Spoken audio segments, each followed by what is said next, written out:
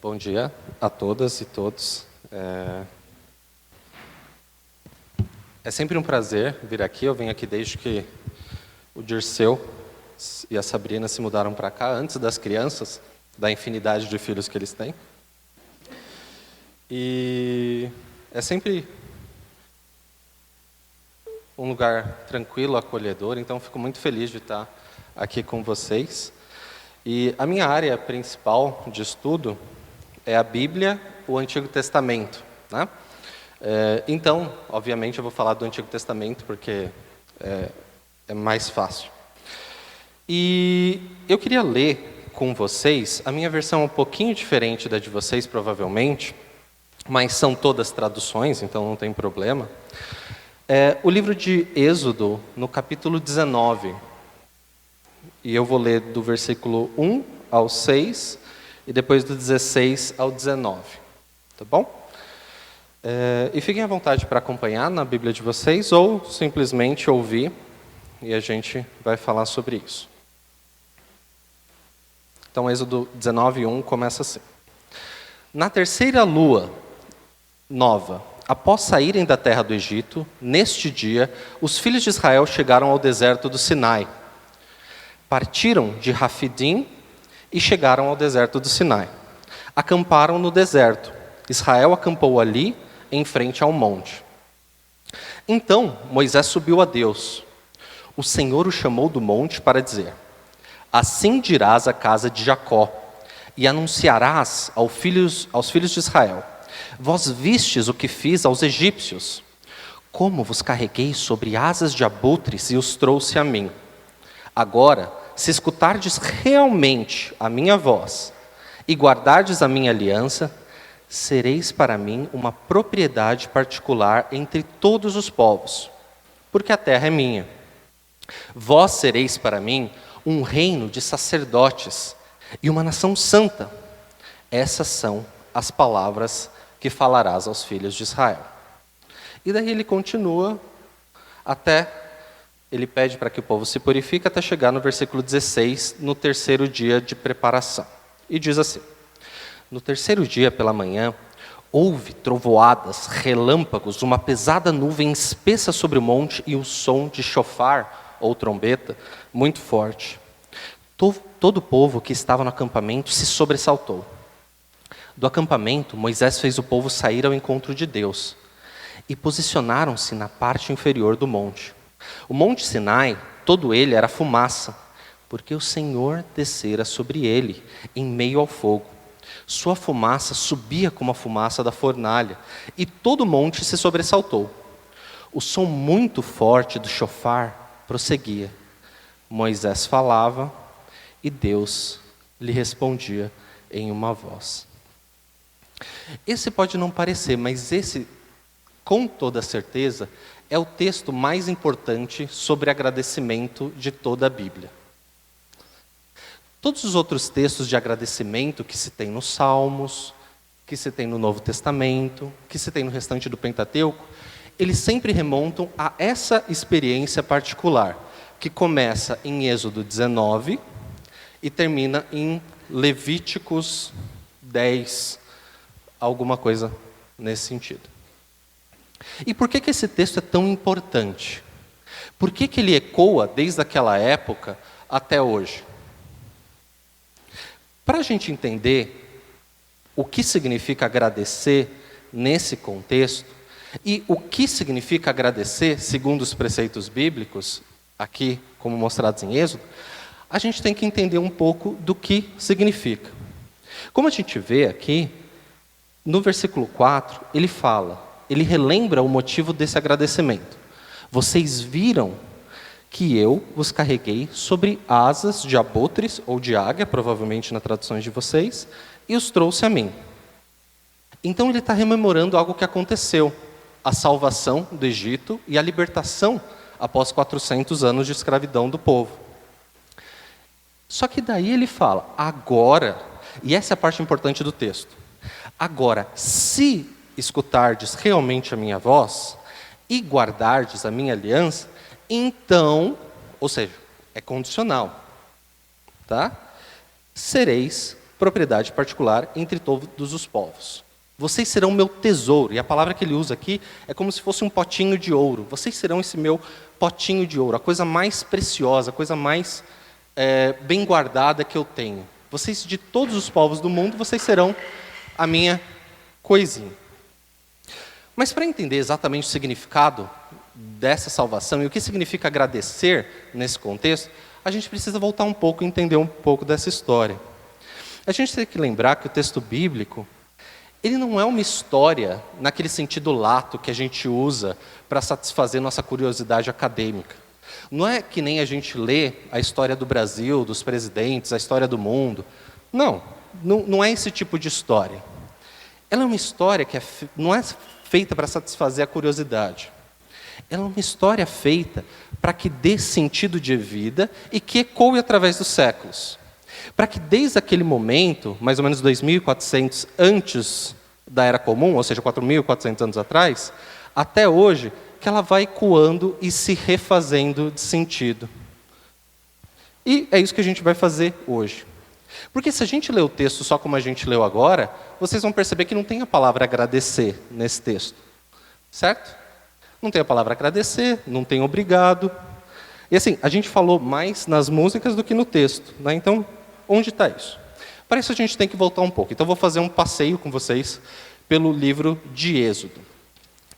Se a gente for lá na história de Êxodo, eu não sei se vocês têm o costume de ler o texto bíblico assim, é muito divertido, né? Não só edificante, mas é divertido também, né? As histórias são vívidas, né? Principalmente do Antigo Testamento, tenho que dizer. Foi por isso que eu entrei nessa área de estudos, né? Ele começa o livro de Êxodo, lá em Êxodo 1, com um texto bastante estranho, né? Ele começa citando um monte de nomes, né? Ele começa, estes são os nomes dos filhos de Israel. Daí fala, Jacó, Rubem, Simeão, Levi, Judá, Issacar. Ele começa assim.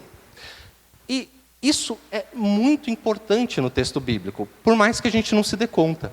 Eu não sei se vocês sabem, mas enquanto na tradição cristã, o livro do Êxodo é chamado de Êxodos, que significa saída, né? Vem lá do grego, no hebraico ele chama Shemot, que significa esses são os nomes. Então, os nomes têm alguma coisa de importante nesse texto. E ele começa a citar esses nomes de pessoas individuais, sem nenhuma ligação, sem nenhum contato. E daí ele dá o contexto. O que estava acontecendo naquela época? Os filhos de Jacó, né? E os filhos de Jacó, não estou falando um código para Israel, não. Os filhos de Jacó, a pessoa que também era chamado de Israel, a pessoa Israel. Não era um povo ainda nessa época, tá? Eles têm que ir, por causa da fome, lá na Palestina, ir para o Egito e ficam lá. Só que acontece que passaram-se gerações de gerações e as pessoas esquecem por que aquelas pessoas estrangeiras estavam lá. E o que a gente faz com estrangeiros quando eles ficam muito tempo na nossa terra? A gente escraviza eles. Não é assim até hoje, né? As pessoas que vêm, se eles não são colonizadores, eles viram os pobres da nossa terra. E aí acontece algo importante, né? Eles começam a sofrer. Eles começam a ser chicoteados, eles começam a ser escravizados, no sentido lato da palavra, né? E daí a coisa começa a mudar, né? E ela começa a mudar lá em Êxodo 2, 23, que diz que os filhos de Israel gemem por causa da servidão e gritam de sofrimento. E o texto bíblico diz que Deus ouve essa oração. Muitas vezes a gente não se dá conta que não é só quando a gente faz a formulazinha da oração que Deus está ouvindo a gente. Às vezes quando a gente chora sem palavras, às vezes quando a gente sofre, quando a gente grita de dor, Deus também está ouvindo. E foi assim que começou a história do povo de Israel. Não foi com uma oração bem elaborada no meio de um templo. Não foi com uma exposição retórica fascinante. Não, foi com um choro, foi com um gemido de dor, foi com sofrimento, foi com sangue, foi com suor. E, a partir daí, Deus ouve. E fala que Deus, ao ouvir o sofrimento, essa oração, esse gemido, esse clamor, Ele se escuta, se lembra da sua aliança com Abraão, Isaque e Jacó. Percebam, outros nomes, outras pessoas, né, individuais. Deus vê. E daí, no hebraico, é bem bonito, ele fala aqui no final, e Deus se faz ver. E termina meio, não existe reticências no hebraico, né, mas como se fossem reticências, né? Então, Deus se faz ver. E aí que começa o livro do Êxodo. Deus decide se apresentar finalmente para aquelas pessoas que estavam gemendo e sofrendo. E é isso que vai acontecer dali em diante. Lá no capítulo 3, e eu não vou ler todos os textos, tá? Eu estou pulando, não se preocupem, senão ia demorar muito mais, né? Lá no capítulo 3, Deus decide fazer uma coisa que ele jamais tinha feito antes na história. Ele decide se apresentar pelo seu nome. Até então, passaram todos os patriarcas e todas as matriarcas, passaram todos os filhos dele, e Deus nunca tinha se apresentado por nome. É claro que os escritores do texto bíblico, eles colocam lá, desde Gênesis 2, desde Gênesis 1, o nome de Deus. Mas antes, eles não conheciam, né? Eles só colocaram depois, retrospectivamente, né? Eu sei que às vezes é meio complicado quando a gente fala do texto bíblico, que a gente acha que tudo chega pronto, né? Mas a gente só pode escrever de alguma coisa que aconteceu quando ela já passou, né? Então, eles colocaram esses nomes depois. Então, lá em Gênesis 3, em Êxodo 3, Deus decide se apresentar. Então, ele acha a melhor pessoa que ele tinha disponível, que era um hebreu, não israelita, um hebreu, que tinha formação no Egito, porque ele tinha sido adotado, né, pela filha do faraó, e decide usar essa pessoa como uma espécie de emissário, né? E para esse emissário, Moisés, ele fala, né, que lá no 3,14, né, ele fala que ele é o Deus de Abraão, Isaque e Jacó, e ele fala pela primeira vez seu nome, né? Ele fala, serei quem serei. Esse versículo não faz nenhum sentido em português, como vocês devem perceber, né? Mas quando você fala isso em hebraico, soa como o nome de Deus. As mesmas letras, as mesmas vogais, as mesmas consoantes, né? Não tem vogal no hebraico, são a mesma palavra. Então, quando você fala serei quem serei em hebraico, dá o nome Yahweh, né? Que é o nome de Deus. Então, percebam, a história começa com um monte de gente presa na escravidão. Não é um povo, são pessoas isoladas, sozinhas. Deus ouve o clamor delas, e Deus decide se apresentar por nome para elas. O ato seguinte é ainda mais significativo. Ele manda Moisés para falar como um emissário divino com a pessoa mais importante daquela região do mundo, o faraó, né? Imagina alguém ir falar com um presidente de um país, pedindo para libertar os escravos, né? E assim, vocês sabem, a resposta do faraó, ela é o que qualquer presidente ou presidenta do mundo faria hoje. Falar, eu vou me livrar dos meus escravos? Não, né? Lógico que não. Vou acabar com a minha linha de produção, né? Não. Mas eu queria chamar a atenção aqui que o motivo que eles falam que era para libertar o povo, né?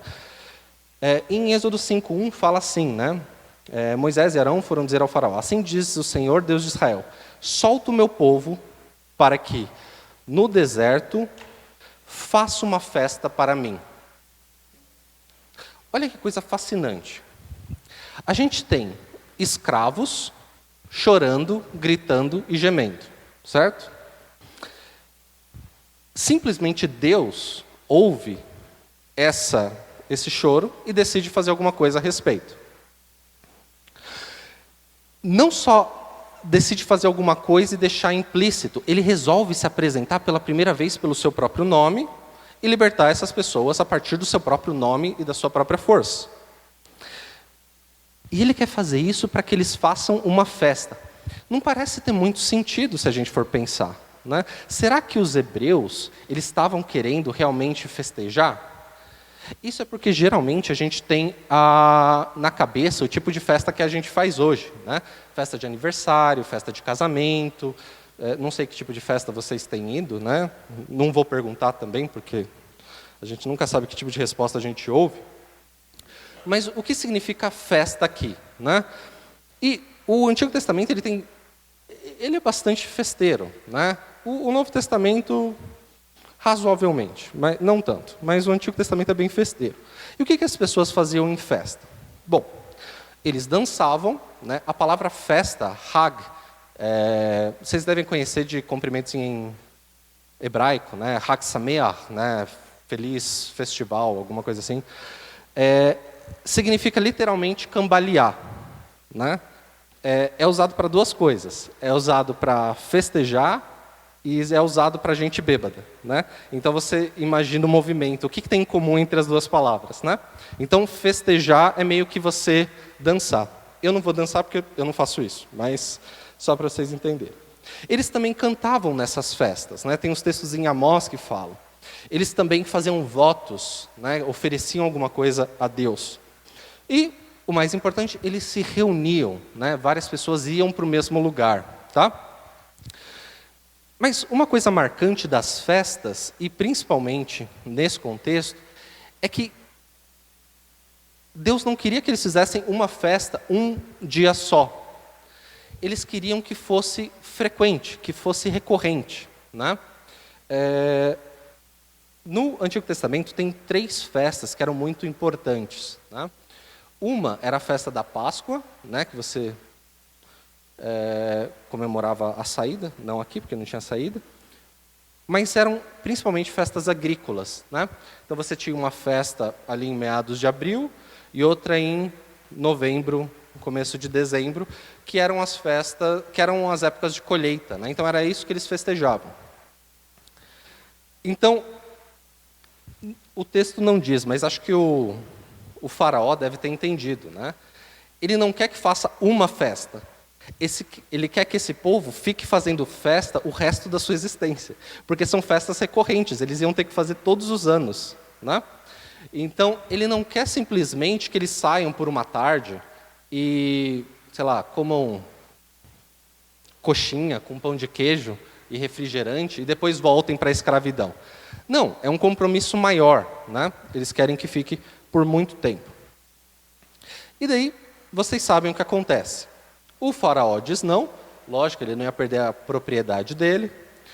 Deus manda várias pragas, né? 10, até que finalmente, lá em Êxodo 12, eles são, depois do trauma do faraó, né, de perder seu próprio filho, eles são libertados do Egito.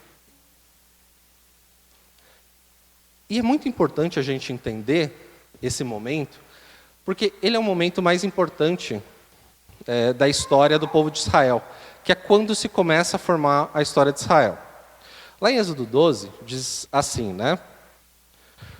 Sobre a Páscoa, né? O Senhor disse a Moisés e Arão no Egito: este mês será o começo dos meses para vós. Ele é o primeiro em relação aos meses do ano. E daí ele explica como que se fazer. Por que é tão importante isso? Esse é o momento que a história de Israel se inicia. Antes disso, você não tem Israel. Você tem um monte de pessoas aglomeradas, escravos, hebreus, que significa pessoas que estão de passagem, né? Pessoas transitórias. E aqui é quando começa o tempo na história. A história do povo de Israel começa aqui, com a Páscoa. Tá? E é muito bonito por vários sentidos, porque além de ser o primeiro dia da história, pensa, nenhum dia antes da Páscoa contava. É tudo pré-história. Só começa a contar o tempo até hoje. E vocês sabem que os judeus até hoje eles continuam contando, né? Está no ano 4000, eu sempre esqueço, 700 e alguma coisa, né? Alguma coisa nesse sentido. Mas aqui que começa o tempo, começa a contar a história. E o significado era muito bonito, porque esse primeiro dia dava no começo da primavera, né? Então, eu não sei se vocês já tiveram a experiência de viver num lugar que existam as estações do ano, né? Eu sei que aqui no Brasil não existem as estações do ano, né? A gente tem um verão mais molhado, um verão mais frio e o verão mais quente, né? Mas não tem assim tudo morrendo depois no inverno para tudo renascer na primavera. Mas a primavera nesse lugar, no lugar de Israel, você não precisava de um calendário para saber como começava, né? Quando você via que depois do inverno as coisas já tinham todas morrido, né? Todas as árvores já tinham morrido, todas as plantas, os animais estavam meio fragilizados. Então, você via as flores brotando. E você via, você via o tempo de luz do dia aumentando. Isso muda completamente o seu humor, isso muda completamente o seu modo de ver as coisas, né? O inverno nesses lugares é muito depressivo, né? Porque você tem poucas horas de luz, você tem frio. Quando você vê as flores brotando, começa a nascer uma esperança. Para o povo de Israel, isso era a Páscoa, porque é lá em abril, né? Então, era o começo do tempo e o começo da história. Então, e além disso, era também o tempo que eles tinham se libertado da escravidão. Então, vocês entendem quão profundo que é isso? Eu choro, eu clamo, eu sofro de dor pela minha escravidão. De repente, Deus ouve como uma oração e decide me salvar. Ele faz um baita de um rebuliço lá no Egito, com a nação mais importante do mundo, e liberta, de fato.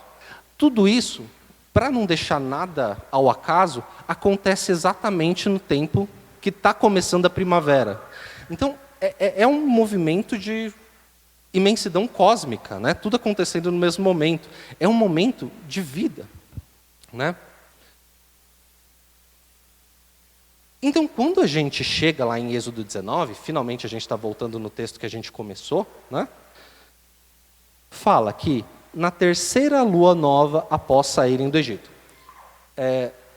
Então, tinham passado 3 meses desde que eles tinham saído do Egito. E aí, então, Deus decide falar sobre o que tinha acontecido.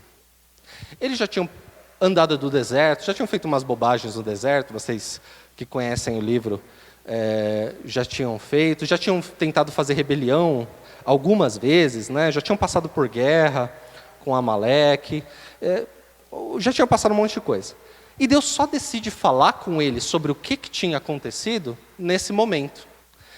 E é aí que começa a coisa mais importante. Esse é o texto que começa a apresentação de Deus para o povo. Lembra que eu fiquei falando, enquanto eu mencionava esses outros textos, que Deus só tinha se relacionado com indivíduos até então? Ele tinha se relacionado com Jacó, com Isaac, com Abraão, com aqueles nomes que tinham descido para o Egito, com Moisés, mas ele nunca tinha falado com o povo enquanto povo. É a primeira vez que ele decide realmente falar como um povo. Se a gente olhar para o livro do Êxodo e para o próprio Pentateuco, toda a história se divide entre antes desse momento e depois desse momento, que se encerra no capítulo 24, 10, a gente não precisa ir lá para ver. Antes desse texto, ele é chamado de Deus dos Hebreus. O que é hebreu? Migrante. Tá? Então, até esse texto, ele é um Deus de migrante só. Ele é Deus do migrante Abraão, que decide sair de Ur. Ele é Deus do migrante Jacó. Ele é Deus do migrante Isaac. Todos estão fora da terra deles, que eles, por mais que tenham tido a terra prometida, não tinham se apossado dela, mas ninguém tinha povo. Depois desse texto, ele começa a falar Deus de Israel, como um povo. E não só se referindo a Israel, a pessoa, né, Jacó. E esse texto ele está bem no centro do Êxodo. Isso é muito significativo nos textos hebraicos. Provavelmente vocês não sabem disso, mas os escribas hebraicos que escreveram os textos bíblicos, eles eram meio obsessivos compulsivos, tá? Eles calculavam muito bem o número de palavras que eles usavam para cada coisa, e às vezes, inclusive, cada versículo, por exemplo, esse é o caso de Lamentações. Cada versículo tem todas as letras do alfabeto, né? E se você conta, e são sempre acrósticos. Então, é uma maluquice escribal. Quando eles colocam uma coisa no centro, geralmente é o mais importante. Para nós, que viemos da tradição ocidental, a gente coloca a coisa mais importante no fim, certo? Na conclusão, ou na aplicação, ou no final da virada da história nos livros. Mas não no hebraico, né? Eles sempre colocam no meio.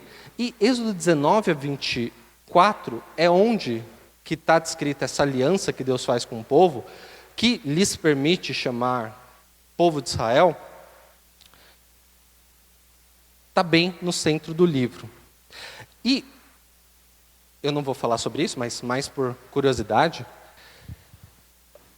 se a gente olhar todo o Pentateuco, né, os 5 primeiros livros da Bíblia, né, os chamados livros de Moisés, Gênesis, Êxodo, Levítico, Números, Deuteronômio, você tem um padrão muito claro. Você tem Egito, depois vai para deserto, Sinai, que é essa montanha. Depois você tem Egito e Canaã. O Sinai está bem no meio do livro, né, que começa aqui em Êxodo e termina lá em Números, né? Então, isso tudo mostra a centralidade desse texto. E daí ele decide fazer essa aliança, né? E uma coisa que não dá para pegar no texto, quando ele fala que na terceira lua nova, após saírem do Egito, é um código para eles saberem que isso significava que era o período da festa das semanas, ou, segundo a nossa tradição cristã, Pentecostes, né? Eu não sei se vocês conseguem relacionar. É daqui que Atos 2, sabe a descida do Espírito Santo? Ela é inspirada nesse texto aqui, né? Porque o povo se reúne, né? Eles recebem a palavra de Deus, aqui literalmente, né? Recebem o código. Deus também distribui fogo em meio à fumaça, né? Por isso que nas igrejas, geralmente, o Pentecostes se celebra com essas coisas. Então, tá bom. Então, tudo isso foi para dizer que esse texto, ele é o que fala como que se deve agradecer a Deus. Certo? E, se a gente, pela última vez, chegar nos versículos 4 a 6, de Êxodo 19, a gente vai ver o que isso significa. O que fazer, né? O que significa agradecer de fato. Bom, primeiro é relembrar. Vós vistes o que fiz aos egípcios, como vos carreguei como asas de abutre. Isso é belíssimo. Eu não sei se vocês são familiarizados. No Egito, quando uma faraó, ou uma princesa, ou um faraó queria se mostrar protegido pelos deuses, né? Eles colocavam na cabeça um urubu com as asas abertas sobre o lado, né? Era a deusa Nekhbet, né? Mas isso não vem ao caso aqui. Então, quando Deus está falando com eles, eu te trouxe aqui como asas de abutre, ele está fazendo uma referência a esse costume. É claro, ele não está falando da deusa, né? Ele está falando da proteção, que era considerada uma proteção de toda a vida, uma proteção eterna. Então, ó, eu te trouxe aqui. Então, o primeiro ato de agradecer é aquilo que a gente costuma fazer, certo? É rememorar. O que Deus fez por você? Relembrar disso é a primeira parte do agradecimento, tá?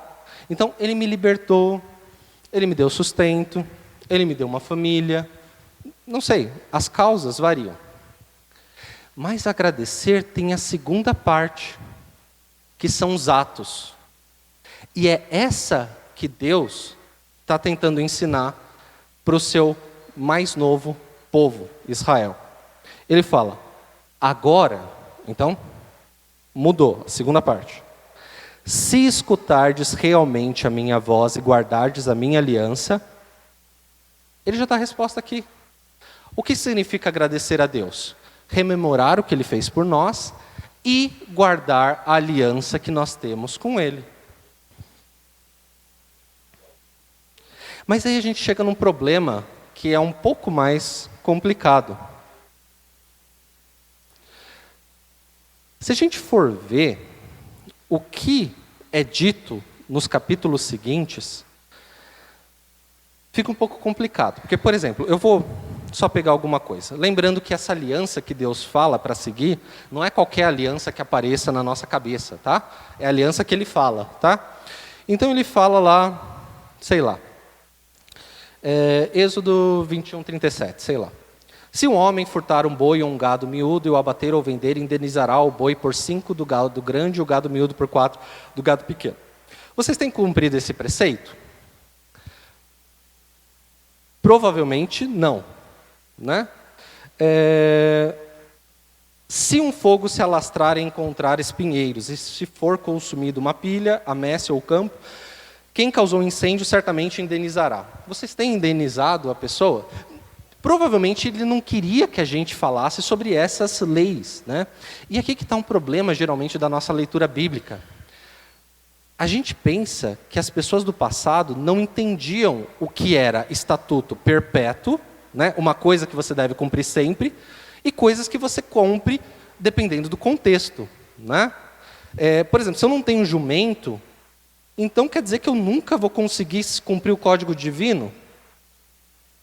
Ou tem um aqui, eu sempre esqueço onde ele está, eu não sei porquê. Ele fala que se o filho desrespeitar, você deve matá-lo, né? Assim, eu já não cumpri isso umas boas vezes. Porque se eu fosse cumprir isso com os meus filhos, não sei, eles já teriam matado umas 40 vezes. Né? Ainda bem, né, que eu não entendo isso literalmente. Né? Então, aí que está o problema. Tá? Como que eu vou cumprir um código legal, né? Não é legal de legal, é legal de jurídico. Tá? Como que eu vou cumprir um código legal escrito há mais de 4.000 anos atrás? Não faz sentido. Né? Por que eu vou tentar fazer isso?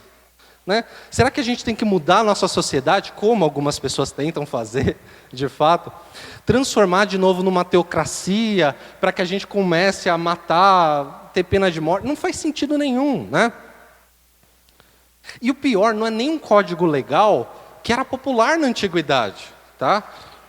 Eu não quero falar mal do texto bíblico, nem nada, mas a gente tem que lembrar que Israel, a Palestina, era uma periferia do mundo. Tá? Ficava entre o grande império do Egito, o grande império de Hatti, ali onde é a Turquia hoje, e a Mesopotâmia. Né? Então, assim, não era o melhor lugar do mundo, mais sofisticado, nem nada. Né? Então, e daí eu queria falar sobre isso. Como que a gente faz para, de fato, agradecer a Deus e cumprir aliança com Ele, se esse código, com todo perdão da palavra, está um pouquinho desatualizado, ou descontextualizado é melhor, desatualizado é muito forte. Né? Primeiro, a gente tem que lembrar que quando a Bíblia fala de lei, né, isso não é, na verdade, lei. Né? Por exemplo, a lei divina, ela é chamada no hebraico de Torá. Né? E os gregos, quando eles foram traduzir a Bíblia, eles chamaram isso de nomos, né? Que significa lei. Só que, na verdade, lei em hebraico não significa... Torá não significa lei, significa ensino. Né? Então, peraí, as coisas já mudam bastante. Né? Uma coisa é eu obedecer uma lei, e outra coisa é obedecer o ensino. Né? Uma coisa é negociável e uma coisa não é negociável. Né? Então, começa daí. Não dá para a gente colocar as duas coisas no mesmo patamar. Então, Deus quer ensinar uma coisa. Então, já dá um alívio. Né? Então, quando Ele fala para eu matar meus filhos, quando eles me desobedecerem, talvez não signifique isso a ferro e fogo. Então, primeira coisa, lei significa, Torá significa ensino. Segunda, todo código legal na Bíblia, e tem 3, né, tem um em Êxodo, tem um em Levíticos e tem um em Deuteronômio. Se a gente não for contar o Sermão do Monte de Jesus, que é uma atualização desse código legal, tem 4 partes, tá? A primeira delas, a gente chama de proposta. Quando Deus decide fazer um combinado, uma aliança com o seu povo, certo? Nessa proposta, a gente tem as predisposições, o horizonte utópico, né? Que é assim. Esqueci de falar uma coisa. Quando a gente fala de aliança, hoje em dia não faz muito sentido, né? Talvez daqui a uns 2, 3 anos volte a fazer sentido, né? Que a política está meio bagunçada no mundo. Mas o que significava aliança nesse contexto? Era assim, tinha um povo poderoso e um povo fraco. Então, o povo poderoso virava e falava para o povo fraco: eu vou fazer uma aliança com você. Se você cumprir, você vive. Se você descumprir, eu te mato. Né? Então, era bem desigual. Né? Quando Deus quer fazer uma aliança com a gente, nesse contexto, dá um pouco de medo. Né?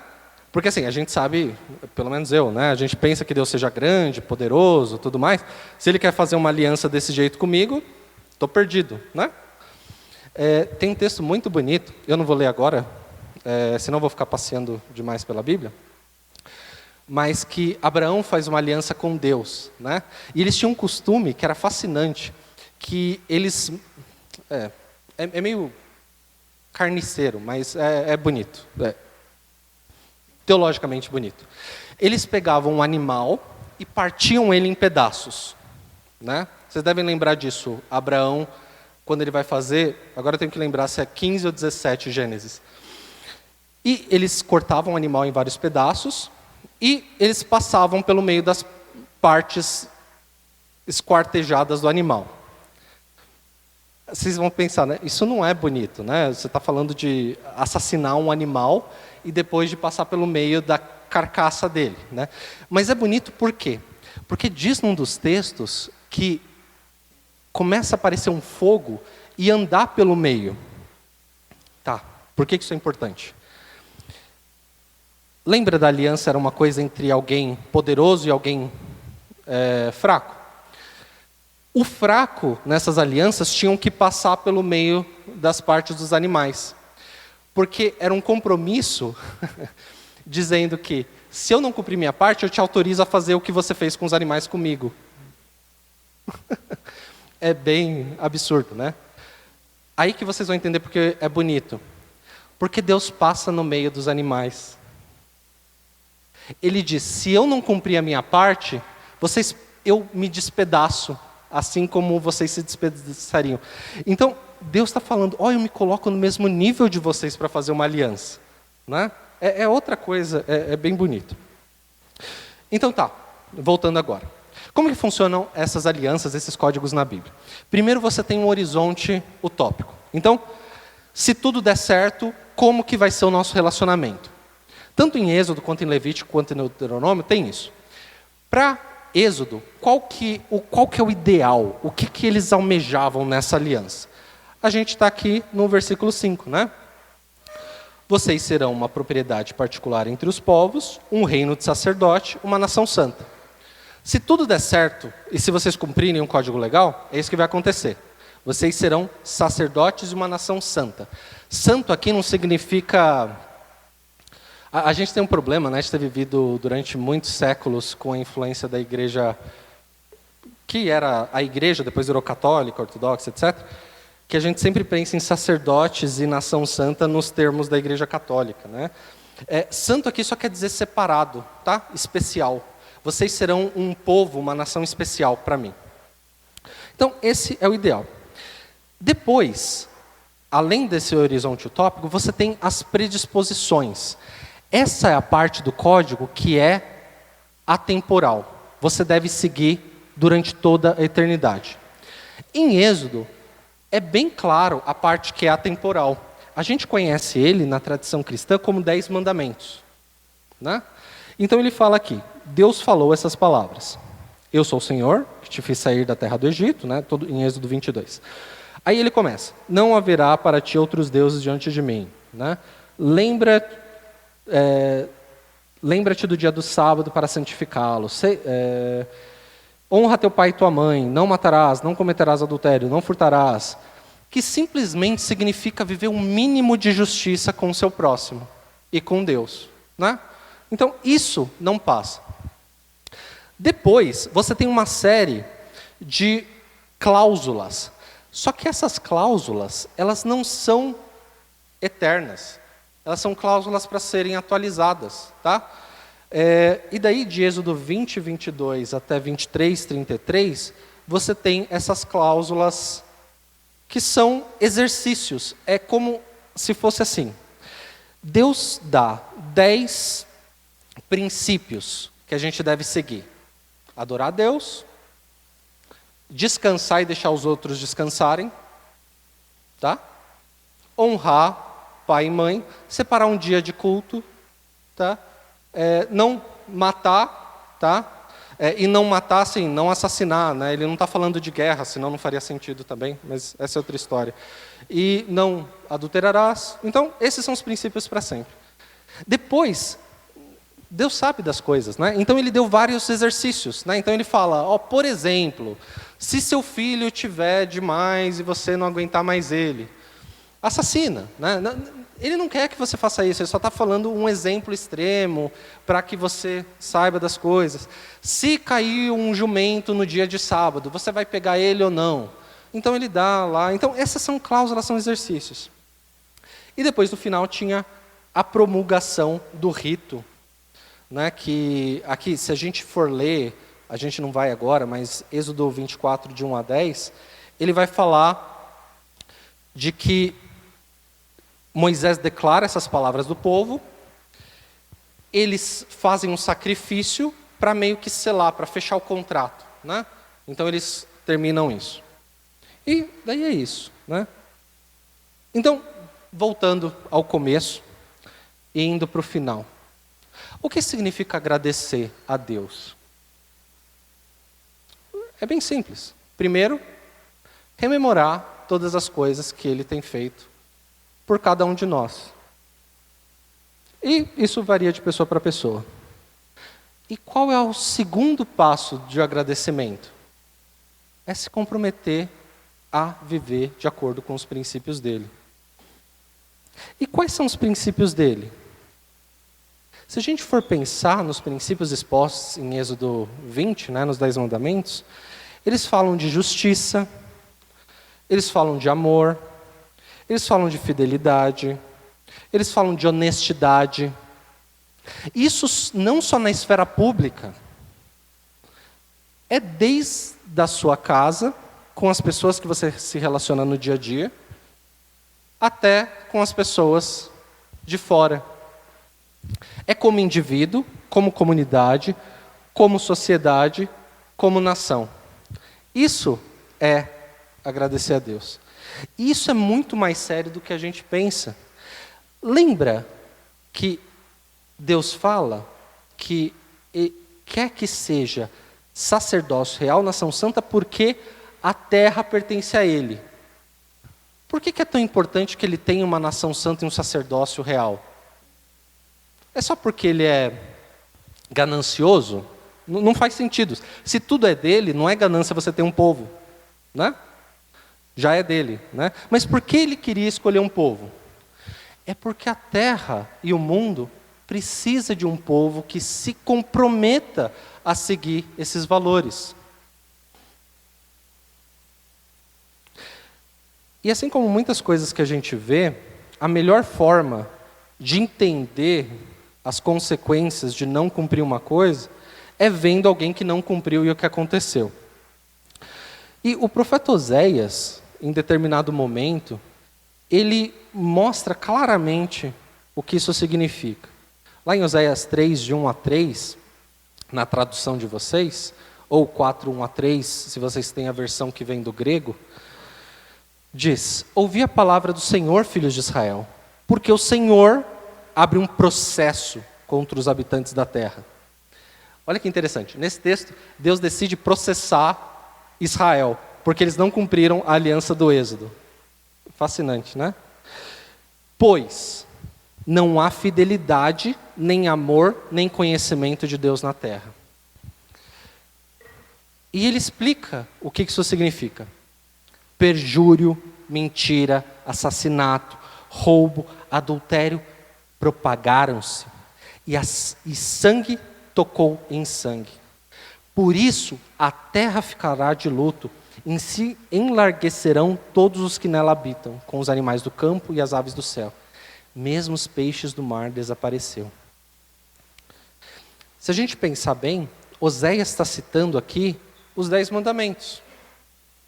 Não há fidelidade, né?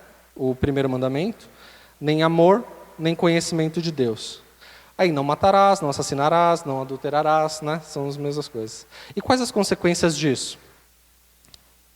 A terra sai do seu eixo, né? Não funciona mais. Então, concluindo, o que é agradecer segundo uma visão bíblica?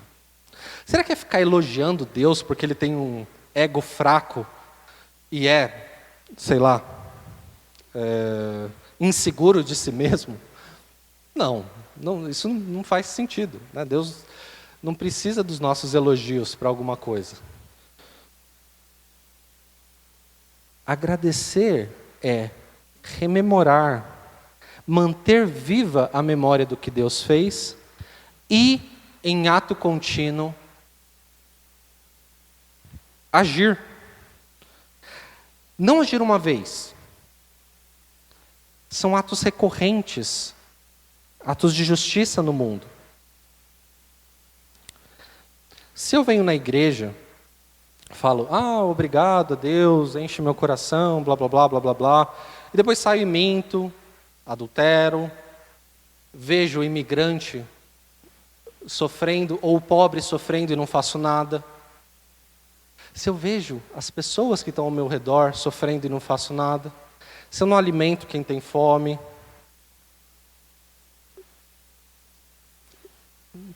não vale de nada.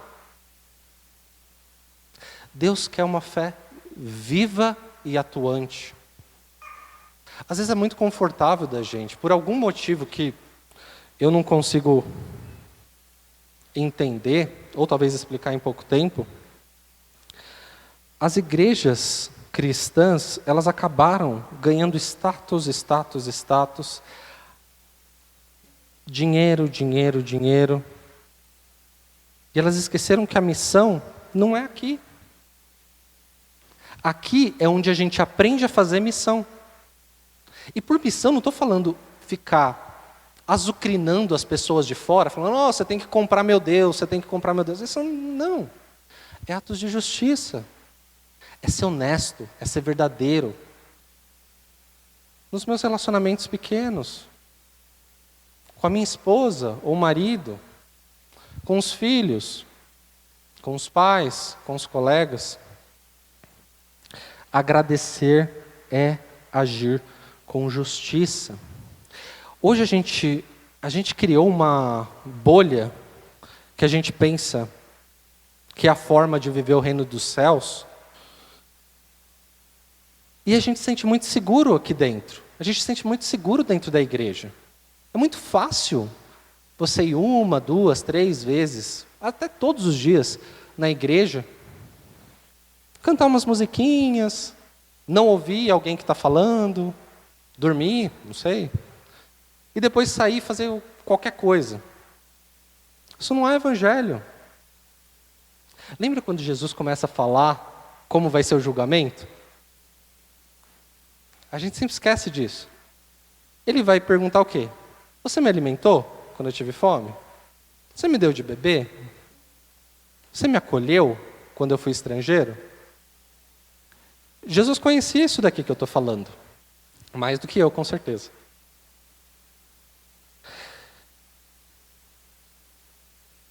Outro profeta, Amós, que era um profeta meio ácido. E ele nem era profeta, para falar a verdade, né? E ele mesmo que diz isso, então não vou desmenti-lo, né? Ele tem um pouco de boca suja, xinga as mulheres ricas da cidade dele. Mas ele diz uma coisa que vale para a gente hoje. Ele viu que o povo de Israel estava muito cheio de si, eles se sentiam muito seguros dentro dessa aliança com Deus e começavam a agir com injustiça. Então, ele começa a mostrar, relativizar como são as coisas. Então ele diz lá em Amós 9, 7 a 10, não sois para mim como os filhos do Cuxitas, ó filhos de Israel, oráculo do Senhor.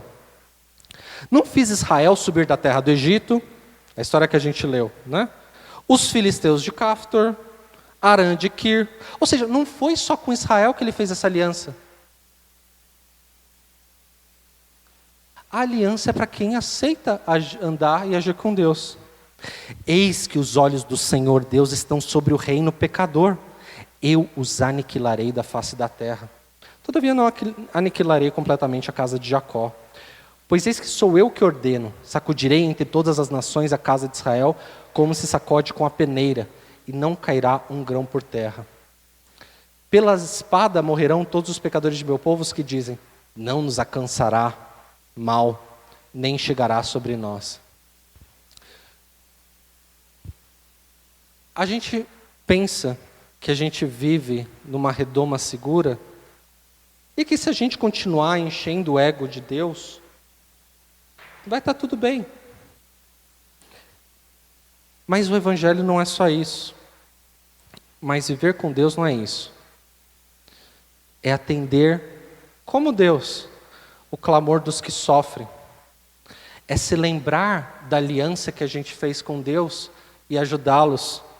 E é se fazer ver frente a eles. Isso é ser sacerdote, nação santa. E isso é que alegra o coração de Deus. É quando a gente agradece com atos. Então que Deus nos ajude a conhecer a Ele, amá-lo e apregoar sua justiça. Amém?